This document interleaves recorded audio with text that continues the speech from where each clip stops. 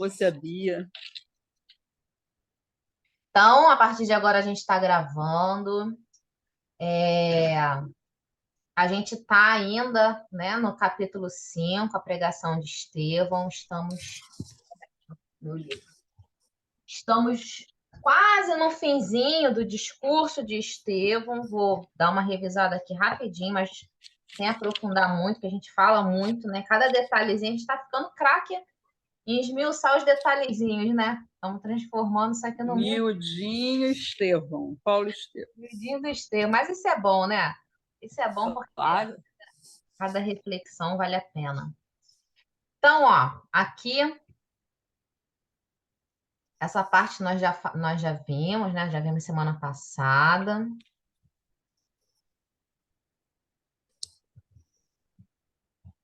Aqui também a gente já viu a lei humana, o evangelho. A gente até falou, né? Moisés é o condutor, o Cristo o Salvador.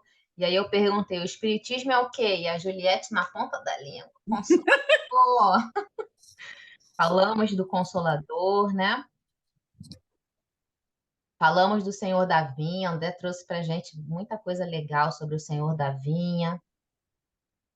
Falamos dessa situação de com a lei éramos servos, com o evangelho somos filhos livres de um pai amoroso e justo, aquele medo, né, que a lei imprimia a eles de um Deus distante, de um Deus inacessível diretamente, e Jesus traz, né, um Deus Pai, um Deus amoroso, um Deus que ama.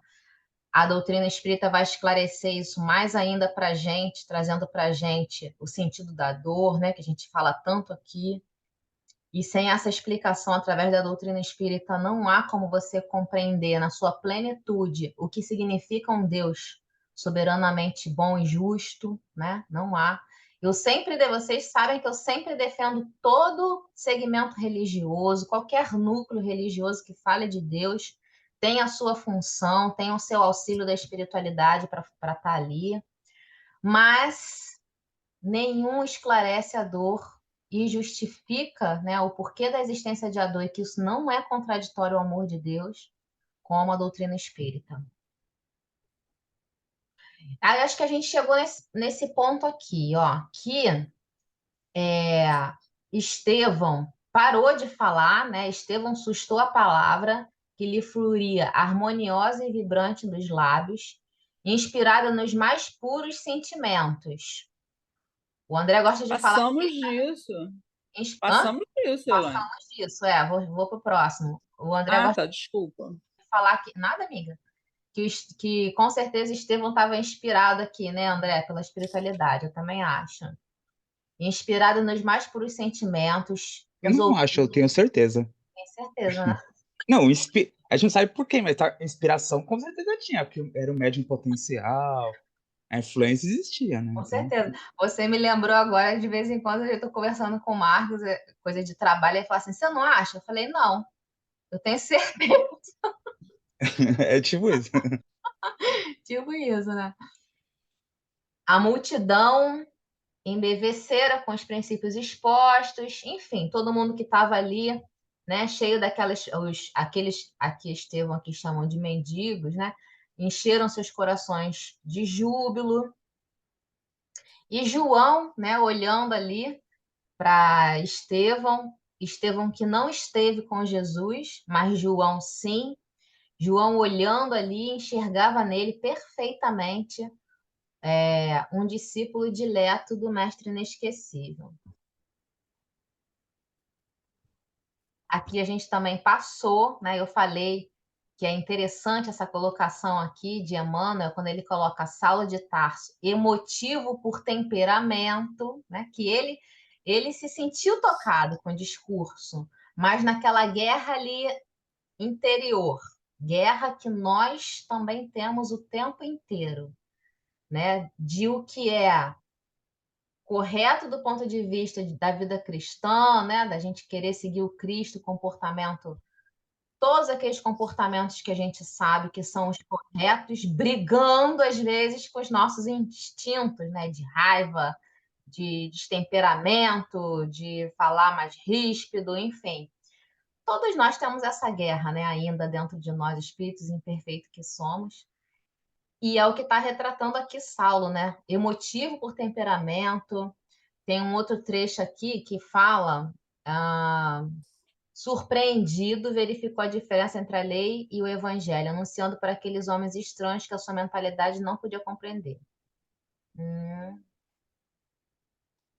Revoltar-se com a prédica ouvida, nada obstante a sua ressonância de misteriosa beleza. Olha que briga interna dele aqui. Ele viu que tinha uma ressonância, ele sentiu, né? Porque ressonância eu estou mais para entender que ele sentiu, né, do que ele compreendeu de uma forma racional. Ele sentiu uma beleza ali, né? Mas o que era naquele momento ali mais vivo nele era. Deixa eu ver quem está falando aqui. Emoção versus razão, exatamente. O André colocou ali no chat, emoção versus razão. Mas o que era mais vivo nele, nesse momento, né, era toda aqueles sentimentos que a gente sabe de querer o poder, né, de manter o poder. Aquele Cristo que culminou na derrota entre os dois ladrões. Bom, essa aqui a gente já leu. Vamos passar então mais um. O orador, aqui que a gente parou semana passada, ó. O orador preparava-se para retomar a palavra, o orador aqui no caso é Estevão, né? Momentaneamente interrompida e aguardada com expectação de júbilo geral, quando o jovem doutor se levantou ousadamente e exclamou, quase colérico, frisando os conceitos com evidente ironia. Piedosos galileus, onde o senso de vossas doutrinas estranhas e absurdas? Como ousais proclamar a falsa supremacia de um nazareno obscuro sobre Moisés? Na própria Jerusalém, onde se decidem os destinos das tribos de Israel invencível. Quem era esse Cristo? Não foi um simples carpinteiro? O tempo inteiro, né, que eles se referiam a Jesus, eles se referiam como um nazareno, né? Por que isso? Para quem não viu o estudo do Boa Nova, que a gente falou bastante lá sobre isso, porque Nazaré, a gente até assistiu isso ontem no The Chosen, né? Quem está assistindo aí, Marcos de novo, eles falando sobre isso, mas de Nazaré, por quê? Porque Nazaré, né, a cidade natal de Jesus, era uma aldeia da aldeia da aldeia, né? Então tinha assim cidades, né, maiores, cidades menores e aldeias, né? Era praticamente uma aldeia Nazaré. Por isso que eles fazem e assim os costumes dele eram muito simples, né?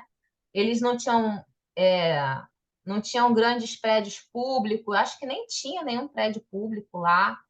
Enfim, então por isso o tempo inteiro eles se referem a Jesus dessa forma, de Nazaré. Pode vir alguma coisa boa de Nazaré, eles colocam assim. Então, falsa supremacia de um nazareno obscuro sobre Moisés. Não foi um simples carpinteiro. O André colocou para a gente lá no grupo uma passagem do filme Sentimento de Superioridade da Raça. O único prédio público em Nazaré, acho que era sinagoga, Acho que era uma pequena sinagoga, né? Que nem era tão expressiva assim, né, André? Nem era tão expressiva.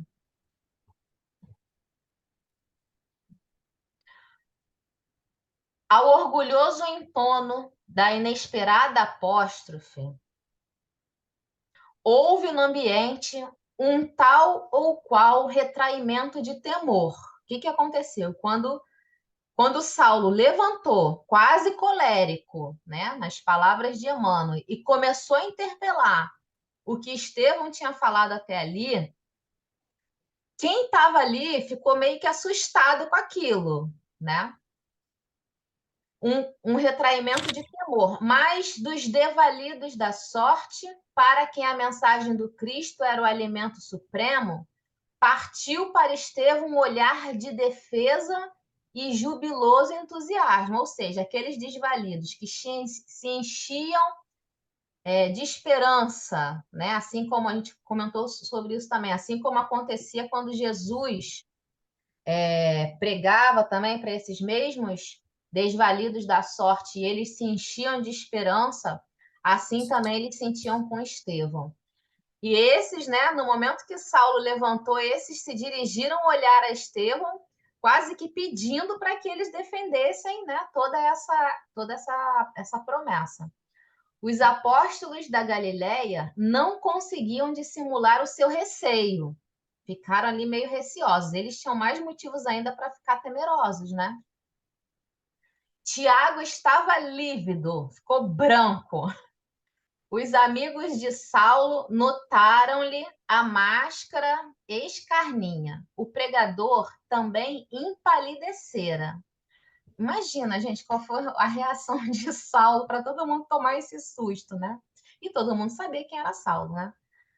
O mesmo traço, o pregador também empalidecera, mas revelava no olhar resoluto o mesmo traço de imperturbável serenidade. Fitando o doutor da lei, o primeiro homem da cidade que se atrever a perturbar o esforço generoso do evangelismo, sem trair a seiva de amor que lhe desbordava do coração, olha isso. Então, o que ele está dizendo aqui? Estevão se assustou também, né? Ele não deixou de tomar um sustinho ali, não. Mas o amor do seu coração é tão grande que transborda, né? E ele conseguiu manter-se calmo e acolher, né, essa cólera dentro da calma dele. Ai, como eu queria, gente. Um dia eu quero chegar nesse nível aí, né? De alguém te agredir e você calmamente, né, conseguir se manter calma e responder na maior serenidade do mundo. Estou anos-luz longe disso.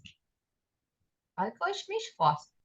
Sem trair a seiva de amor que lhe desbordava do coração, fez ver a Saulo a sinceridade das suas palavras e a nobreza dos seus pensamentos.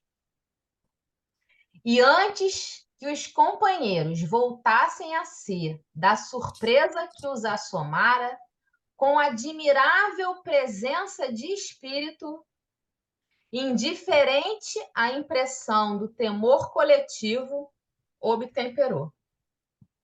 Ainda bem que o Messias fora carpinteiro. Porque nesse caso, a humanidade já não ficaria sem abrigo. Maior presença de espírito para dar essa resposta assim de tacada, não tem, né? Não ficaria sem abrigo. Interessante que esse trechinho aqui, quem não viu o vídeo que o André colocou lá, veja, porque é a passagem de Jesus, né, com 12 anos no templo, falando com os doutores da lei.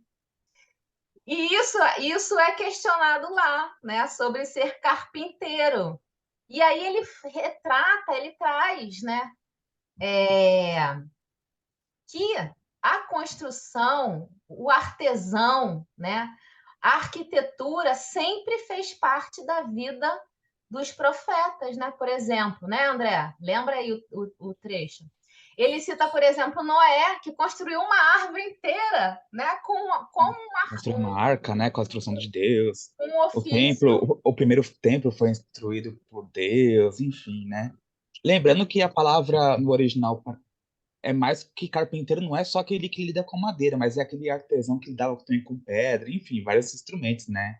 Então é muito mais amplo. É um Mas artesão que constrói, né? Que dá constrói, forma, é um construtor, né? é um construtor.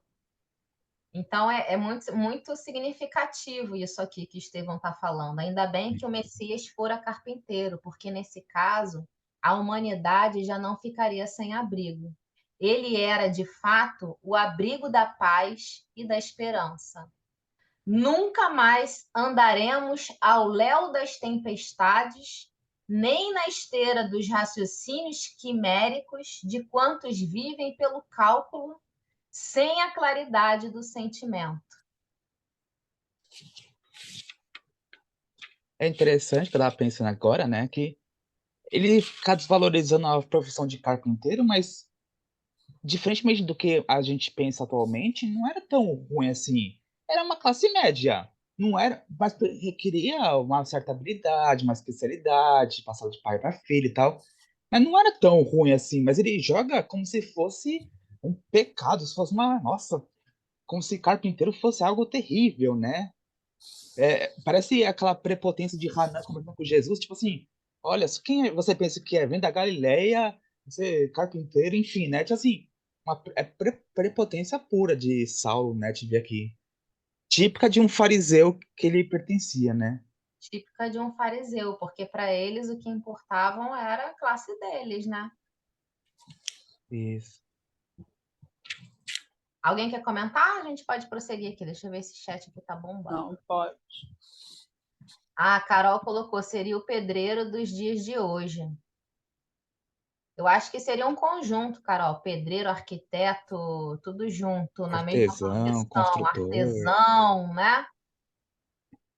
Eles queriam colocar a profissão de carpinteiro como se fosse como atualmente a profissão de gari, que também as pessoas têm preconceito, né?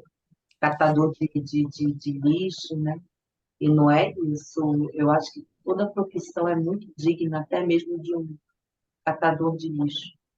E a Com gente tem que certeza. valorizar, porque tudo que é feito por bem da humanidade, seja que profissão for, ela é importante para o desenvolvimento, ela é digna e importante para o desenvolvimento moral e intelectual da humanidade e é para benefício de todos. É errado ter preconceito com qualquer tipo de profissão. Muito bom, Bia, exatamente. Somos todos. A gente coopera, né, na verdade. Cada profissão, cada colocação social é uma grande cooperação, né? É um grande trabalho de cooperação. E todos são importantes, com certeza. Bom, a resposta concisa, desassombrada, desconcertou o futuro rabino, habituado a triunfar nas esferas mais cultas, em todas as justas da palavra. Enérgico, ruborizado, né, com o rosto vermelho, evidenciando cólera profunda, mordeu os lábios num gesto que lhe era peculiar e acrescentou com voz dominadora. Então, é exatamente o oposto do comportamento de Estevão, né? Enquanto Estevão conseguiu se manter ali, com o coração transbordante ainda de amor, conseguiu se manter em calma, né? Saulo foi justamente o contrário. A resposta tranquila. Isso acontece um pouco, né? Quando a gente entra num debate mais acirrado com alguém, não sei se vocês já passaram por isso. Mas quando você opta não dar alimento para discussão, né? Quando você opta e você consegue ficar calmo, quanto mais calmo você fica, mais com raiva a outra pessoa fica, né? Sim. Da sua calma. Mas você alimenta mais raiva ainda na pessoa. Só que se você conseguir continuar, aos poucos a pessoa vai se tocando, né? E vai. Mas de início é assim. Se você bate de frente com uma pessoa, a pessoa está muito raivosa, e você consegue manter uma calma e não alimenta aquela discussão. Agora, do contrário, é uma loucura, né? Porque aí ninguém escuta mais ninguém.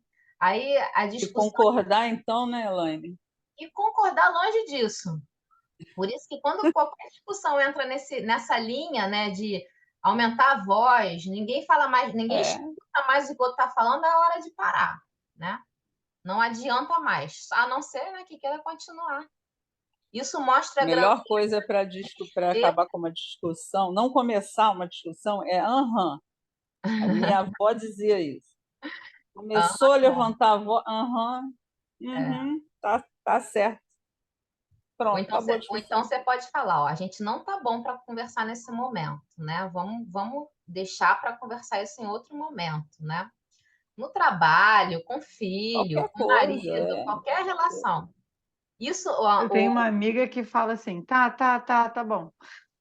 é, é o aham traduzido, é a mesma coisa. É. E sai andando. Se sair andando, então é pior ainda. Ó, o André colocou assim: isso mostra a grandeza de Estevão. É muito difícil não entrar na mesma vibração. É melhor ter paz do que razão. Exatamente, é melhor ter paz do Sim, que com razão. certeza. Mas ele continuou: ó, aonde iremos com semelhantes. Elaine, Oi, e de fala. novo fazer referência a Paulo Estevão, lembra aquele episódio que Jesus vai pregar em Nazaré, já que estava em Nazaré? E os discípulos também ficam irados e Jesus lá tudo É. calmo. Sim, é Não muito bem responde, lembrado, André. não dá pérola aos porcos, deixa quieto, né? Não vale a pena brigar, melhor ter. Vamos voltar, ficar abaixo do nível, né? Então Mas dá pra ver que você vê tem que. vários. Oi, desculpa, Juliette. Não, eu peço desculpa. Fala, amiguinho. Não, pode falar. Não, tipo assim, em vários momentos a gente tá conseguindo ver que tem. Dá pra fazer cruzamentos com o que a gente já estudou no estudo passado, né? Do Boa Nova, né? A gente já viu agora um pouco do bom ânimo de Natanael que tá desanimado. Agora a gente vê essa questão do Nazaré, né? Que tem aquele conflito, né? Que não. Vai lá, Juliette. Sim, É que nesse episódio de Nazaré, né, a grandeza dele, quando ele diz acho que é para João que ele diz, calma, não vai acontecer nada.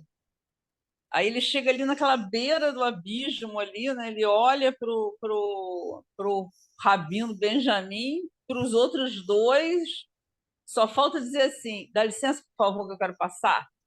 E não acontece, é o olhar dele, o olhar de paz de Jesus. Ninguém confronta, porque ele é paz pura, então não tem como discutir com ele. A autoridade moral é a maior autoridade que É, existe, né? Não tem como. e o olhar No, transborda essa autoridade moral, no, transborda a paz total. não sei se você já chegou nessa parte, Juliette, mas no The Chosen, na terceira temporada, eles colocaram Já. essa cena. Aí, Jesus tá no penhasco, assim, e é muito legal que ele mostra assim, Jesus pacífico, mas o olhar, a autoridade que ele tem, É, ele vai passando assim, vai embora, tipo assim, vai e todo mundo embora, fica paralisado todo diante daquela mundo lá. autoridade. Então, é. O Rabino Muito todo bom. mandão, todo se querendo ali, querendo jogar, ele abijam abaixo, mudou de ideia ah, rapidinho, não conseguiu nem le- se le- mover.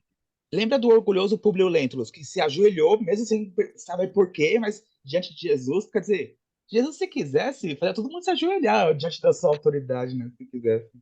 Mas a Pois paz é. dele não permitia isso, né? Não. É, Ó, para quem não viu o estudo do Boa Nova, eu sempre falo isso. Mas é muito interessante. Eu, pelo menos, ler o livro disso que o André está falando e a Juliette está comentando. Eles estão comentando duas coisas diferentes, tá? Estão falando sobre The Chosen e o André falou sobre. Deixa eu traduzir aqui vocês. O André comentou do Boa Nova, da passagem que Jesus vai a Nazaré com os discípulos, e em Nazaré eles são praticamente escorraçados, né? E aí Jesus fala para os discípulos: vamos levantar acampamento e vamos embora. E os discípulos ficam chateados, porque eles acham que é na tua cidade, mestre. E eles estavam. Tem algum que eu não me lembro, né, que fala assim: eles estavam te chamando disso, daquilo, a gente tem que te defender. E aí Jesus fala para ele: não, a gente tem que implantar paz. Não ia adiantar ter contenda ali, eles não estavam prontos para ouvir. E é um ensinamento maravilhoso, tem tudo a ver com isso aqui que a gente está falando. E a Ju está lembrando uma passagem do The Chosen, ela está dando um spoiler aqui, né? Está lembrando uma passagem do The Chosen, que Jesus é levado por um rabino, né? Mas é em Nazaré. É Então, nessa. é em É Nazaré. sim. Mas aí já é É. The Chosen, né? Ah, É The sim, tá, mas Chosen. é a É, passar. a mesma passagem no The Chosen. E aí Jesus se deixa levar até a beira do precipício. Mas quando ele chega lá, ele se vira e ele diz que não. E aí ele sai e fica todo mundo assim, olhando um para a cara do outro, inclusive o rabino. É isso que eles estão dizendo. Então, assistam o The Chosen e leiam o capítulo do Boa Nova, que depois eu falo, vejo qual é para indicar para vocês. Mas tudo isso que a Ju trouxe, que o André trouxe, é essa demonstração que Estevão, sem ter convivido com Jesus, né, já tem esse comportamento de paz, né? E a gente viu aqui que a paz é dele, né? A paz está com ele. Ele não se esforçou para isso. Emmanuel fez questão de colocar que o coração dele continuou transbordando amor, né? E ele continuou ali com a sua palavra. Ao contrário de Saulo. E olha o que Saulo continua colocando, né? Aonde iremos com semelhantes excessos de interpretação? Antes de entrar aqui, ali em cima, acho que eu não comentei, a resposta desassombrada desconcertou o futuro rabino habituado a triunfar nas esferas mais cultas. Gente, isso aqui é ele sendo tocado no orgulho, na vaidade dele, né? Olha a vaidade dele aqui gritando. Ele nunca tinha, na referência dele, ele nunca tinha encontrado, e isso aqui mais para frente vai ser falado de uma forma mais clara, uma mente capaz de contrariar o que ele está falando de uma forma tão inteligente e clara. Porque ele reconhece, isso que irrita mais ele reconhece que a construção do diálogo de Estevão é inteligentíssima. A gente vai ver aqui para frente. Então, ele, da primeira vez que ele se vê ali confrontado com alguém que está ali, ó, no mesmo nível intelectual dele, e pior, na vestimenta, nas palavras dele, de uma pessoa insignificante, né? Como ele coloquei aqui no outro trecho. Peraí, deixa eu voltar aqui. Juntando isso tudo, ó.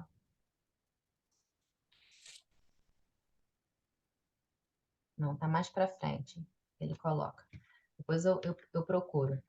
Ali ele chama só de piedosos galileus. Mas, na interpretação dele, é isso, né? Como que uma pessoa insignificante dessa está conseguindo combater o meu diálogo no mesmo nível, né? O André colocou aqui, ó, é o capítulo 10 do Boa Nova, que tem essa passagem de Nazaré. Deixa eu ver aqui qual é o capítulo 10. O perdão. O perdão, muito bom. Obrigada, Mico. Aonde iremos com semelhantes excessos de interpretação em torno de um mistificador vulgar que o Sinédrio puniu com a flagelação e a morte? Por que ele está levantando isso aqui? Para quem não sabe, a morte aplicada a Jesus foi a pior de todas. Porque dentro da classificação de pena de morte, existiam várias formas, né, de pena de morte. E a pena de morte por cruz, na cruz, que tem todo um ritual, né, tem todo um protocolo para ser seguido, e esse protocolo a ser seguido na morte na cruz é um protocolo que tem a função de imprimir dor, né? É um protocolo para imprimir dor, para punir e imprimindo dor àquela pessoa que está sendo punida. Então, era a pior das penas de morte. Das penas de morte que existiam, era a pior de todas. Por isso que ele fala aqui, ó, puniu com a flagelação e a morte. Que dizer de um Salvador que não conseguiu salvar-se a si mesmo? Pensamento recorrente para eles, né? E pensamento recorrente para os próprios discípulos, quando viram Jesus se entregar sem se salvar, sabendo do poder que ele tinha, né? Porque eles viram tudo que ele fez, né? Que dizer de um Salvador que não conseguiu salvar-se a si mesmo? Emissário revestido de celestes poderes, como não evitou a humilhação da sentença infamante? O Deus dos exércitos, que sequestrou a nação privilegiada ao cativeiro, que a guiou através do deserto, abrindo-lhe a passagem do mar, que lhe saciou a fome com o maná divino e, por amor, transformou a rocha impassível em fonte de água, não teria meios outros de assinalar o seu enviado senão com uma cruz de martírio entre malfeitores comuns? Então, aqui, Estevão está levantando todos os questionamentos, né, que foram feitos até sobre Saulo. Desculpa, obrigada, Ju. Saulo está levantando aqui todos os questionamentos que eles comumente faziam querendo passar a imagem de que se ele estava com Deus, né, e o Deus que fez tudo isso aqui, por que que não salvou ele? Ainda não haviam compreendido a sua entrega, né, o seu exemplo de humildade, de amor e de comunhão verdadeira com esse próprio Deus. Até Eles, hoje a gente tem Engraçado, dificuldade de. Elaine. Pode falar. Depois eu falo. Me chamou a atenção, sabe o quê? Que ele descreve o Deus, né, que ele crê, como um Deus amoroso, né? Porque ele diz que ele fez isso tudo pelo povo escolhido, né? A nação privilegiada, como ele chama, mas ele diz que é por amor. Ele fala da fonte de água viva, quer dizer, como é que ele vê, ele entende o amor de Deus, mas ele não consegue visualizar esse amor como algo extensivo a outros, né? então, É Ju, uma eu, coisa.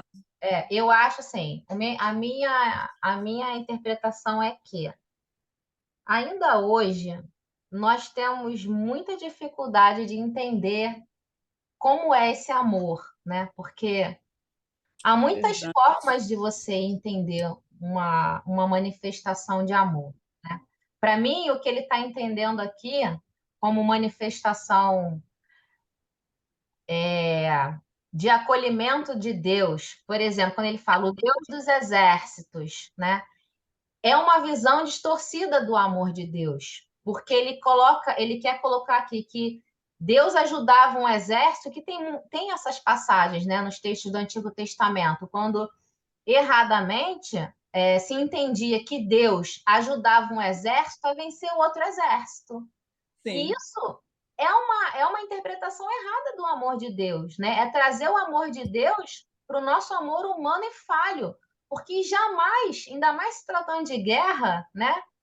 E a gente Ele viu isso muito contemporâneo agora. A gente acabou de passar por momentos onde situações de agressão eram justificadas em Deus, eram justificadas no Cristo, né? Então, até hoje, toda a história, né, da pessoas humanidade. justificam comportamentos de guerra, né? Comportamentos de briga, comportamentos de separatividade em nome de Deus. E isso é totalmente incoerente. Então, isso é uma interpretação errada do amor de Deus.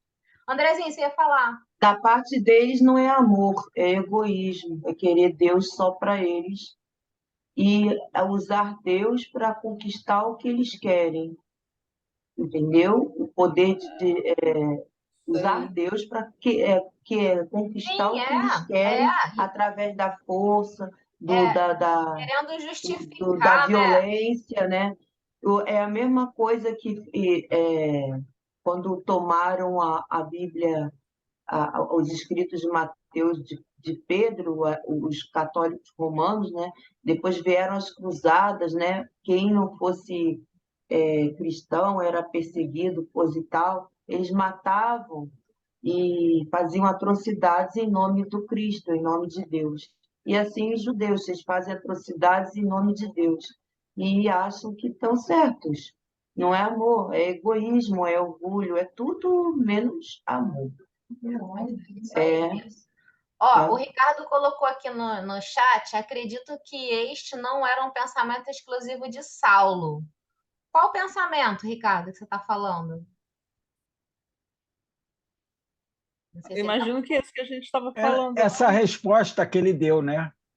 É. Aonde iremos, ou seja, como é que ele não se salvou? Como é que ele não fez sim, isso? Né? sim, Acredito que este não era. Sim, não era. A André colocou que era da maioria, inclusive até hoje é incompreendido, sim. Aí depois você colocou, outros falariam a mesma coisa, e falavam. A Carol colocou assim: apesar da morte dolorosa, eles não tinham também a visão da vida eterna. Então era realmente visto como fim. E se acabou, não se salvou. Eles tinham esse pensamento, apesar de que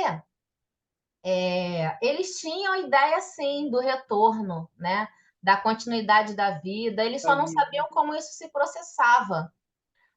Tem algumas passagens no texto bíblico que leva a gente a entender isso, né? Por exemplo, quando Jesus pergunta, quem dizem que eu sou? Aí eles retomam antigos profetas, né? Como se Jesus fosse o retorno daqueles profetas. Uns dizem Elias.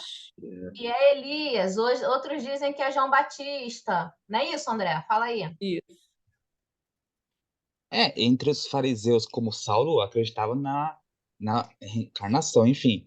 Os saduceus que não acreditavam, os saduceus, que era uma minoria, mas não acreditavam. Não, mas o que eu ia comentar era isso que vocês estavam falando mesmo. Esse discurso de Saulo, não é tão distante. Tem lógica se a gente for pensar. Jesus quer. Porque até hoje a gente tem um pouco de dificuldade de compreender esse amor barra renúncia do Cristo, né? Porque a gente não compreende se a gente for pensar. Tanto é que muitas religiões tentam explicar esse amor, essa renúncia. Porque ele morreu na cruz para tirar os pecados do mundo, tal, etc. Mas foi muito maior que isso, né? Se a gente for pensar, né? E a gente tem essa tendência de achar que, como o Saulo achava, né? Que Deus está do lado daquele que é beneficiado aos olhos da matéria, né? Então, alguém que tem uma doença como um leproso, uma pessoa pobre, não pode ser uma pessoa abençoada. Então, por exemplo, Escolhida. um nazareno, carpinteiro que morreu na cruz, como assim é um abençoado? Como Deus pode estar com uma pessoa que é fracassada, né, aos olhos da matéria? Era uma compreensão, e é uma compreensão até hoje muito vigente, né? Se a gente for pensar, porque a gente tem os olhos da matéria, do reino material, né? Então Muito é vigente. muito vigente. Inclusive, essa ideia. Desculpa, mim, continua aí. Te Não, cortei. fala, pode falar.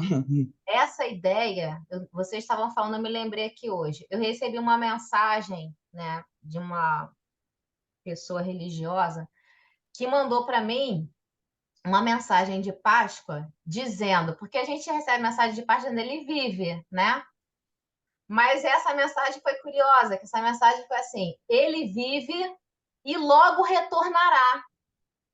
Eu parei, fiquei olhando aquilo e falei assim, gente, é o mesmo pensamento de mais de 2.000 anos atrás, de que viria um Messias, porque quem está falando isso, né? Ele retornará, é a mesma pessoa que está falando, esse mundo está virado, esse mundo não sei o que, Uhum. Jesus vai vir, Jesus vai separar. Primeiro que eu morro de medo, né? Porque se Jesus vier separar os bons do mal, eu estou na Vai, caçamba dos não vai salvos, sobrar né? ninguém, Eu né? não salvo ainda não. Estou na caçamba dos que não vão ser salvos. Então, se isso fosse acontecer, eu estava lascada. Mas é o mesmo pensamento do Messias que vai vir, que vai punir, que vai separar, que aqui só vão ficar os bons e os maus. Aí a gente pega, né? Vamos lá, ver se a gente está na fila do bom ou na fila do mal. Pega lá o homem de bem. Ih, já era. Eu tô na. Fora as brigas que vão sair nas filas, né? Exatamente. Esse pensamento, né? É tão comum hoje aquela frase, né? A diferença do mundo vem de você. Faça você a diferença no mundo, mas a gente ainda não entendeu isso, a gente ainda espera Jesus descer do céu e separar os bons dos maus. Porque é muito mais fácil esperar a solução vinda de fora, né? Jesus vem e resolve tudo. Tipo assim, é fácil Lógico, braço. exatamente, falou tudo. É muito mais fácil você esperar uma Oxe, solução que venha do céu, da era o que glória, os no judeus carro de acreditavam. O fogo, que os do judeus que de acreditavam? Que, dentro. que viria o E, Messias, ia e resolver tudo, ia, ontem, ia limpar a casa, ia colocar esse cara no lugar dele, ia tirar os romanos, assim. E a gente espera isso mesmo. Aí, tem gente que acha que a transição planetária é isso também, que a transição, regeneração, nossa, vai limpar o mundo, vai se tornar um mundo feliz. Não é assim, né? É muito mais um movimento interno de cada um fazer a sua parte, né? Do É que uma só um salvação movimento externa, né? interno, né, André? É um movimento interno. Sim, eu, eu, eu exatamente. eu li Ó, ontem Bia. uma página do Pão Nosso que falava exatamente sobre isso, uma frase que um cego que foi curado por Jesus disse para os doutores da lei: já ouviste, já viste, por que quer que eu repita? Pois é. E Emmanuel fala, é essa a resposta que a gente tem que dar para as pessoas que querem ficar discutindo a Exatamente. mensagem de Cristo e não Exatamente. entendem. Porque É, você não já viu, já não ouviu? Para que você quer que exatamente. repita? E Bia, você Jesus me já não lembrou, veio, já não ensinou? Por que que você quer que ele volte de novo? você Você me vai ouvir lembrou uma agora? coisa, exatamente, Não você me viu antes, vai lembrou, ouvir agora, depois por quê? Né? exatamente. É, Aí Emmanuel ainda explica assim, olha, ele só vai aprender quando entender a palavra do Cristo quando vier o fogo, a tempestade, quer dizer, o sofrimento. E quem não ouve a palavra do Cristo pelo amor, vai pela dor. É isso, é isso. É exatamente. mais ou menos isso que Emmanuel explica nessa página. Eu não lembro Exatamente. mais. Essa passagem está em João, mas eu vou ver se eu pesquiso, eu olho de novo a página para vocês e mando lá no grupo o número da página do Pão Nosso. Só que Ó, vocês querem ouvir de novo? Bia, você me Ah, lembrou, se o Marcos estiver aqui, deixa eu ver se ele está aqui, que ele vai me ajudar. é, Mozinho, me ajuda aí. Aquele programa daquele menino que faz viagem, como é que é o nome dele? Que eu não consigo gravar. Consegue falar? Não sei. Aquele André Marques. André Marques? Não. É Ou um que eu o adoro Bruno, ele. Bruno de Bruno. Luca. Não, não. Marcos vai lembrar. Vou falar que ele vai lembrar. Um episódio que ele foi numa cidade, que eu também não vou me lembrar o nome, e nessa cidade tinha uma senhorinha que ela vivia afastada da comunidade, né? Ela Não é o vivia. Paulo Vieira, não, Elaine. Paulo Vieira. Acho que é. Eu acho que é. Acho É que é um Paulo Vieira. comediante que vai lá para o interior do interior do interior buscar Isso, história. exatamente Foi isso. até É na esse. cidade que ele nasceu. Ele foi visitar lá a cidade Tocantins. que ele nasceu. Exatamente esse. Vê se vocês viram esse episódio. Ele foi numa cidade, tinha uma senhorinha que ela era uma curandeira, né? Só que ela tinha mediunidade e ela não sabia, né, o que era aquilo, né? Mas ela falou: ah, eles falam no meu ouvido. E aí mandava eu ir para a mata. E aí, quando eu chegava na mata, as flores brilhavam e falavam: pega as que brilha. Ou seja, a mediunidade, né, ali dela e a espiritualidade indicando ela para pegar as plantas e fazia o chá e dava para as pessoas, enfim. Ficou claro ali que ela tinha uma mediunidade. Aí o Paulo Vieira, né, no final pergunta para ela assim: e a senhora tem o que para falar, né? Qual mensagem que a senhora tem para dar para a humanidade, para as pessoas e tal? Ela fala assim: meu filho, Jesus já veio, já falou tudo, eu vou falar o quê? Eu vou falar o quê? É Foi isso isso, aí. amor? Fala aí, mozinho, É se eu isso tô falando aí. Ele errado. já falou tudo. Eu vou falar o quê? Foi isso que Exatamente. ela disse. Se Jesus falou e as pessoas até hoje não escutam, como vamos escutar, né? Exatamente. É isso aí. Como vão me escutar? Gente, o interessante é que a senhorinha é aquela típica pessoa que para a comunidade é maluca, né? É. Porque mais escuta sábia de todas. espírito, né? E vive lá do jeito dela, que para eles é diferente, né? E ela, por si só, também deve se sentir diferente, se afasta, então cria toda uma situação. Mas quando abre a boca para falar, cara, que lucidez, né? Que lucidez. Para mim, o Paulo Vieira também ficou impressionado. Chegou lá, achou que encontrar uma coisa e achou uma outra situação. Tanto é que fez essa pergunta para ela, né? É muito bom esse programa. Obrigada, mozinho. Obrigada, Bia. Obrigada a todo mundo que me ajudou aí a lembrar. Vamos lá, O Roberto, vamos caminhar. Obrigado. Beto, o obrigada, Betinho. Beto. Bom, olha, nesse trecho aqui que Saulo está falando, tudo isso aqui, né, que ele está trazendo momentos do Antigo Testamento, né? Deus dos exércitos, que sequestrou a nação privilegiada do cativeiro, que guiou através do deserto, abrindo-lhe a passagem do mar, que lhe saciou a fome com o maná divino, e por amor transformou a rocha impassível em fonte de água viva.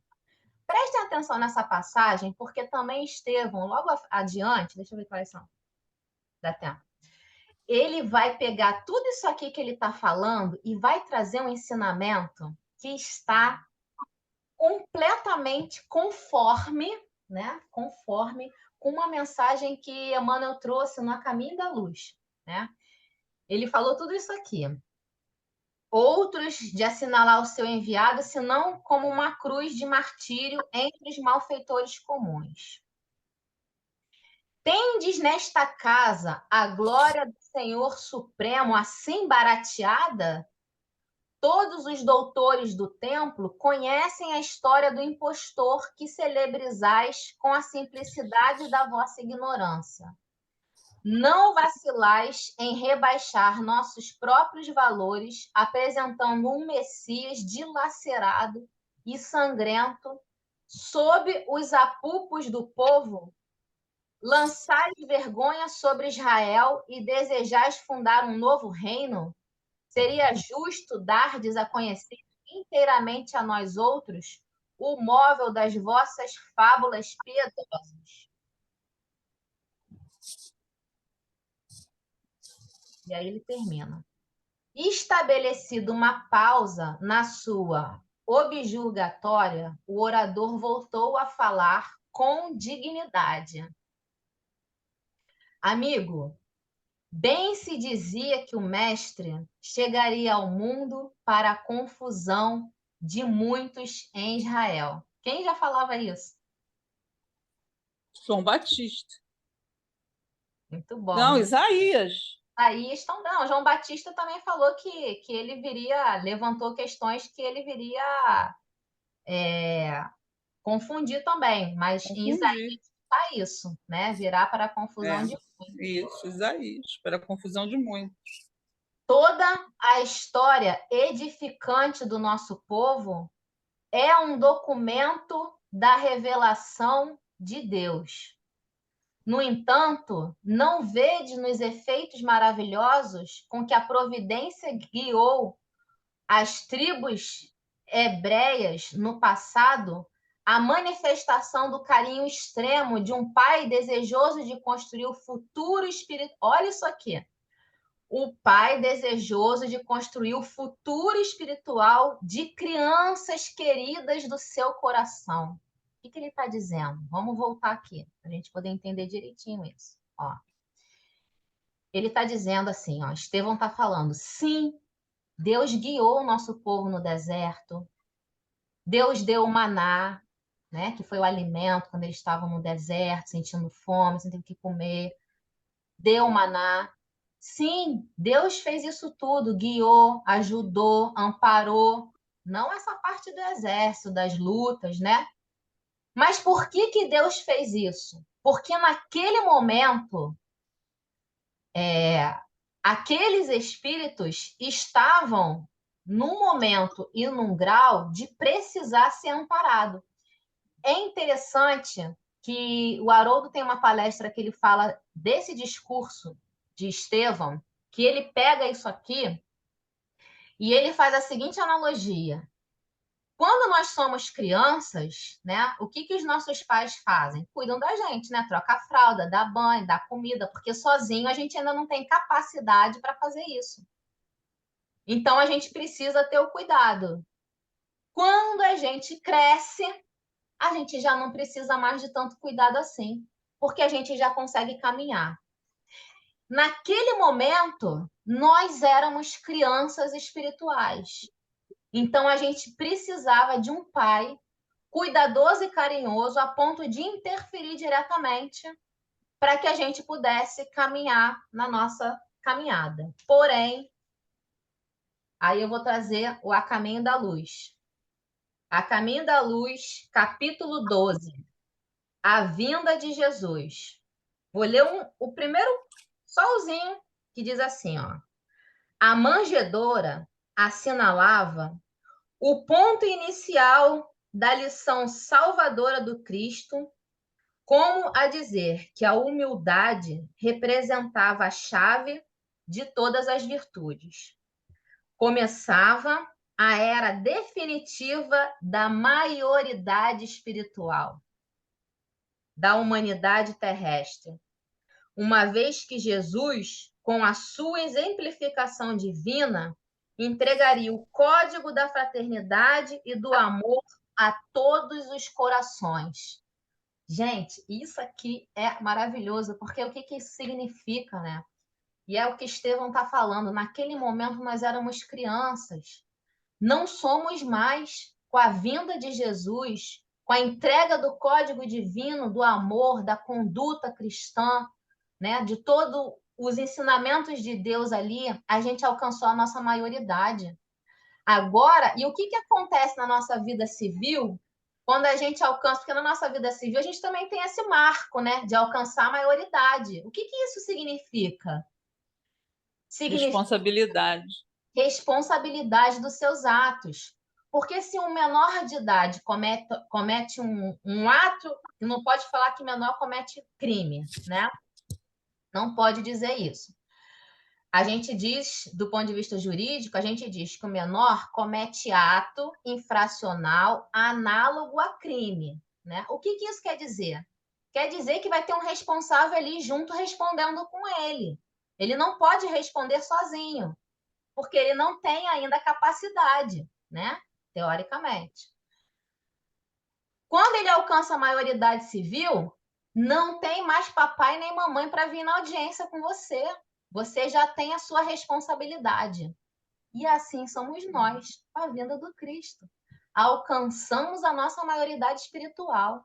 Jesus trouxe o ensinamento, Jesus trouxe a mensagem, Jesus nos esclareceu.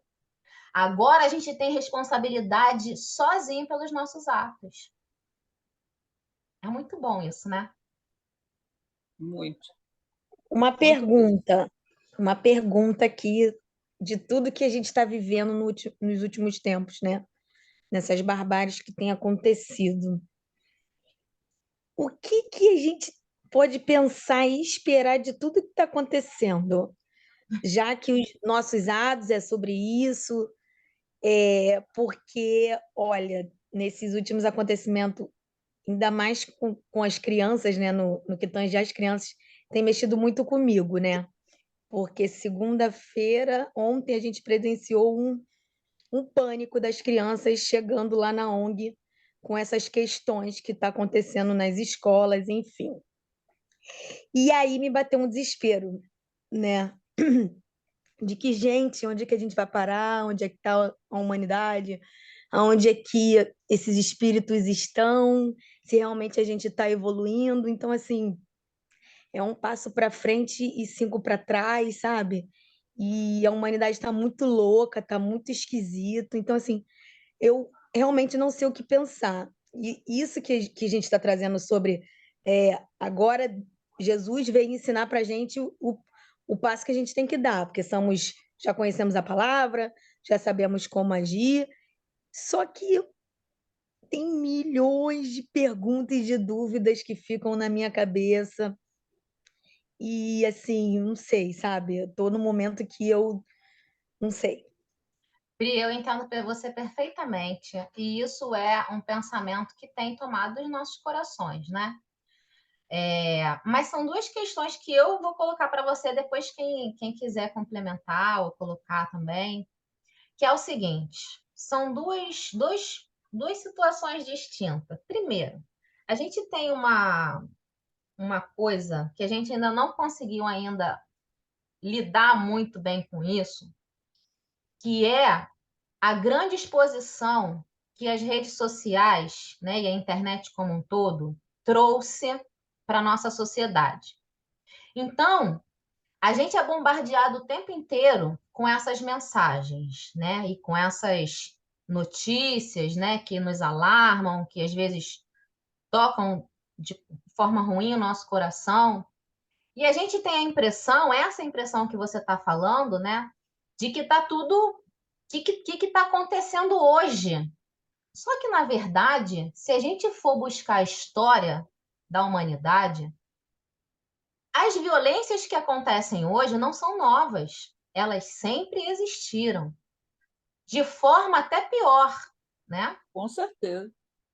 Só que hoje aconteceu, tá na mídia, aconteceu, tá na rede social, aconteceu, tá na nossa cara. Mesmo que a gente não queira estar lá. Eu, por exemplo, eu já tirei pessoas da minha rede social que eram pessoas que postavam muito isso, né? E apesar de eu gostar da pessoa, eu não gosto, porque abrir a rede social estava lá.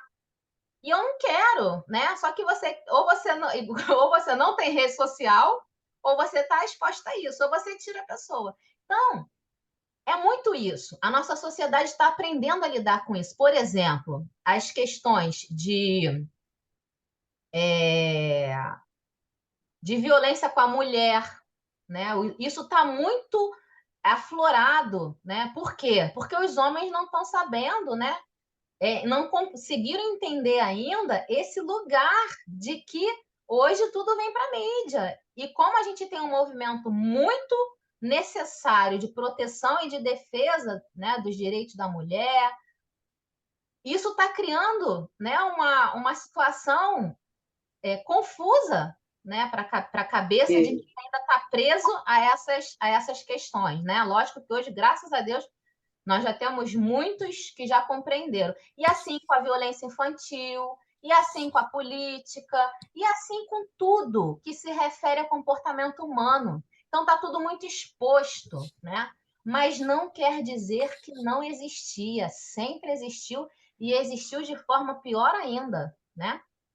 E qual a diferença de uma coisa, Elane? Hoje em Fala. dia, a gente vê que todas essas atrocidades incomodam a sociedade. Antigamente não incomodava. Eles diziam até que briga de marido e mulher não se metia a colher. Não incomodava. Não incomodava. As pessoas achavam normal. Sim. Entendeu? E hoje está todo mundo dizendo que é normal, existem leis que protegem a mulher. Não existiam leis antigamente. Exatamente. Era o mundo da barbárie pura. E agora está melhorando. Agora que está melhorando, o pessoal está acordando que está errado, né? Então, isso é bom.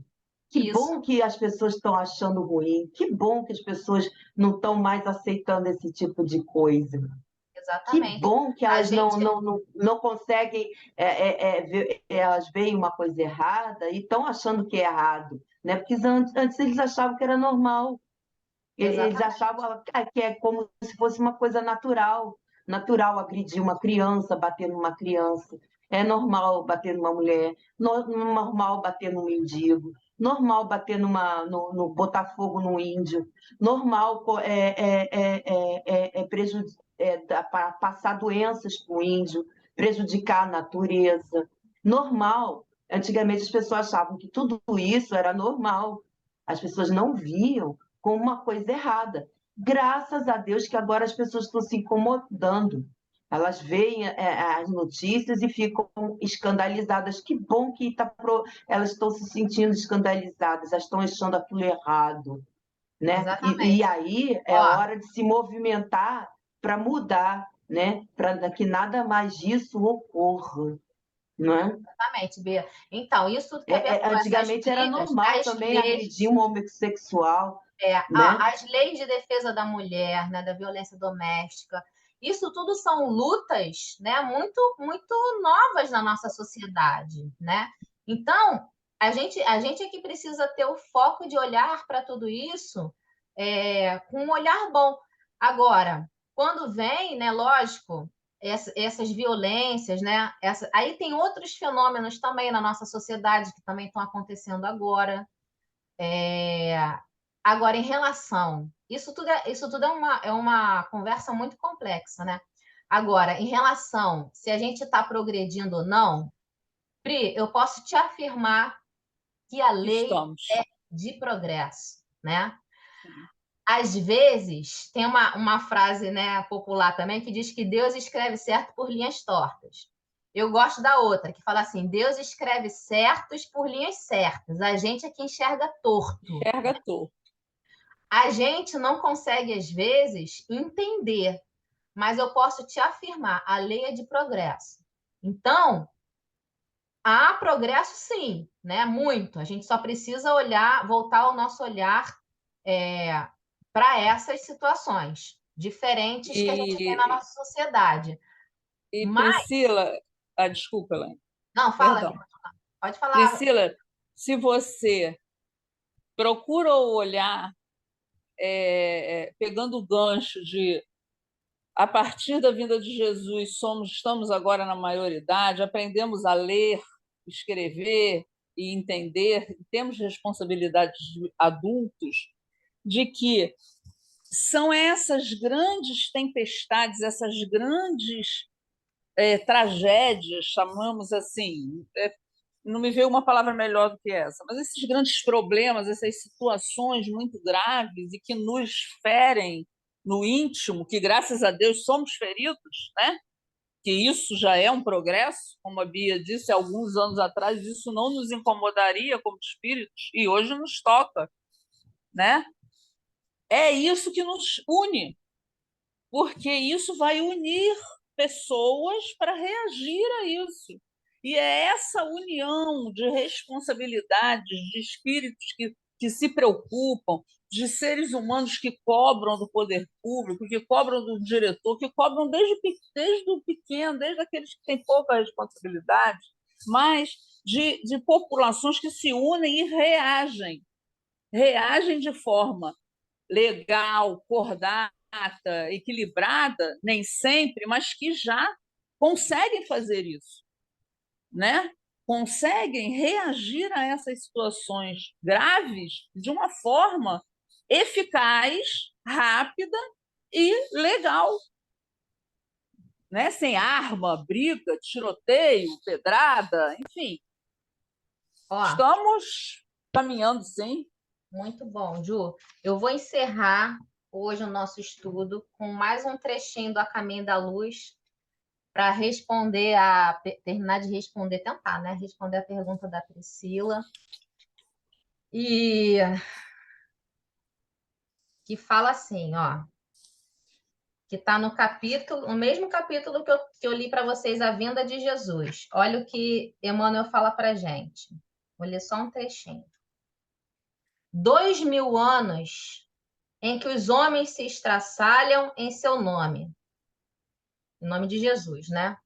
Inventando bandeiras de separatividade e destruição. Incendiaram e trucidaram em nome dos seus ensinos de perdão e de amor, massacrando esperanças em todos os corações. Contudo, o século que passa deve assinalar uma transformação visceral nos departamentos da vida. A dor completará as obras generosas da verdade cristã, porque os homens repeliram o amor em suas cogitações de progresso. Uma nuvem de fumo vem se formando há muito tempo nos horizontes da Terra, cheia de indústrias de morte e destruição. O progresso científico dos povos e as suas mais nobres e generosas conquistas são reclamados pelo banquete do morticínio e da ambição. E enquanto a política do mundo se sente manietada ante os dolorosos fenômenos do século, agora presta atenção no final, registram-se nos espaços novas atividades de trabalho, porque a direção da terra está nas mãos misericordiosas e augustas do Cordeiro. Então, sim, o nosso guia, o nosso mestre, o nosso coordenador planetário ainda é tudo isso e está na condução do nosso planeta. Então, a dor é necessária porque somos muito refratários ao amor, mas ele está na condução e aumentou o botãozinho do trabalho daqueles que trabalham com ele. Então, vamos encher os nossos corações de esperança, de fé e fazer a nossa parte, né? Porque é isso que a gente precisa ter em mente. Chegamos ao fim hoje, amores. Alguém quer completar alguma coisa? A Rô, ela abre no final. Eu sempre acho que ela vai falar alguma coisa, né? Porque ela abre assim. Tá fechado, Rô, o seu som.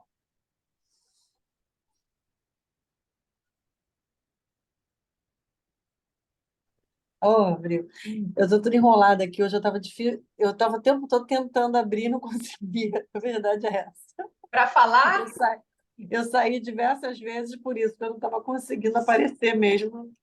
Não, eu achei tudo incrível mesmo, e até vocês falaram, né, os temas atuais que estão acontecendo e tudo, mas vendo por esse lado, né, eu concordo plenamente, né, de que antes simplesmente as coisas não chegavam para a gente, né, a mídia trouxe para dentro da nossa casa e a toda hora. E aconteceu hoje coisas aqui perto e a gente está de olho em tudo isso aí, né? E eu ainda tenho, né, gente no colégio. Infelizmente, aqui perto hoje houveram problemas de crianças que pensaram que deveriam se defender e apareceram na escola de faca. Dois Meu colégios aqui no Deus. Recreio aconteceu isso, no Legacy School e no outro, que eu nem lembro o nome. Então tá todo mundo muito em alerta, né? Tá todo muito à flor da pele.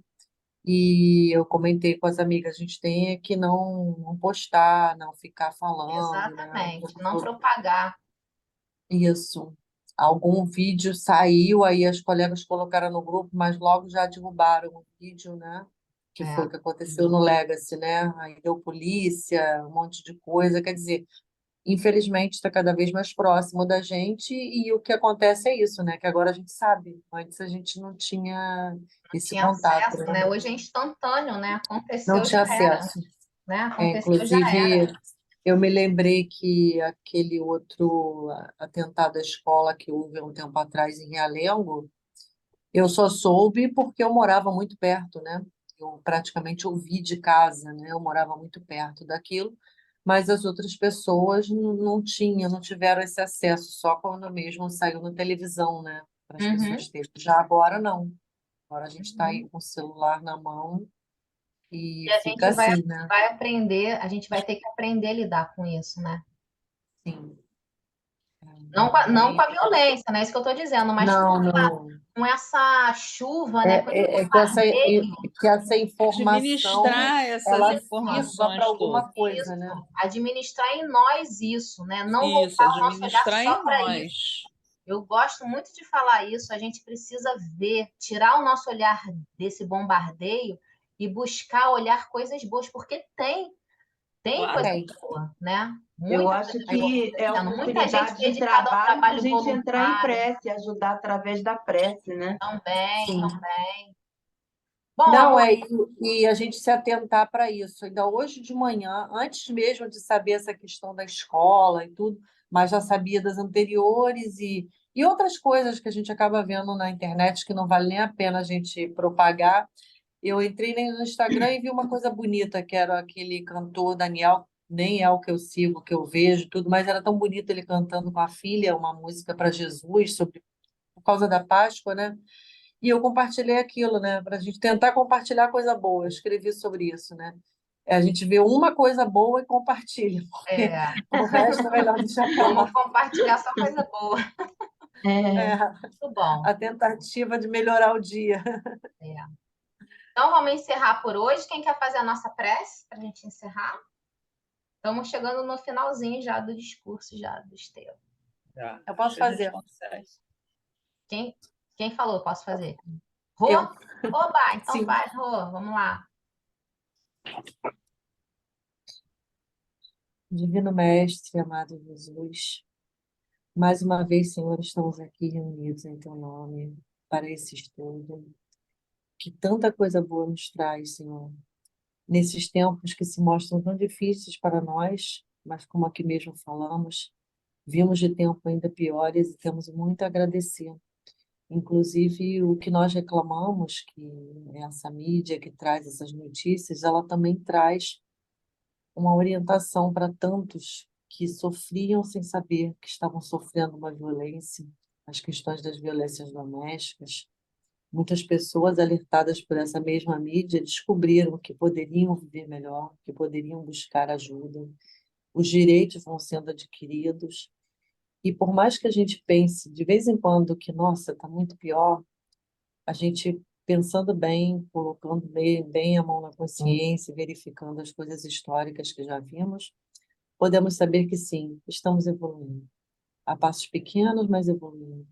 E por isso também somos gratos, Senhor.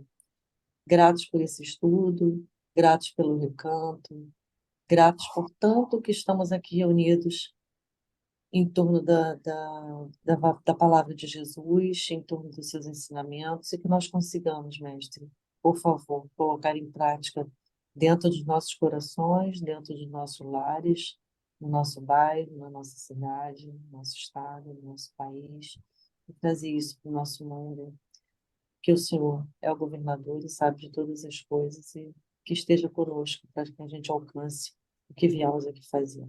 Graças a Deus. Obrigada, Rô. Amores, boa Obrigada. semana, noite. beijos. Boa Fiquem com noite. Deus. Tchau, tchau. Boa semana.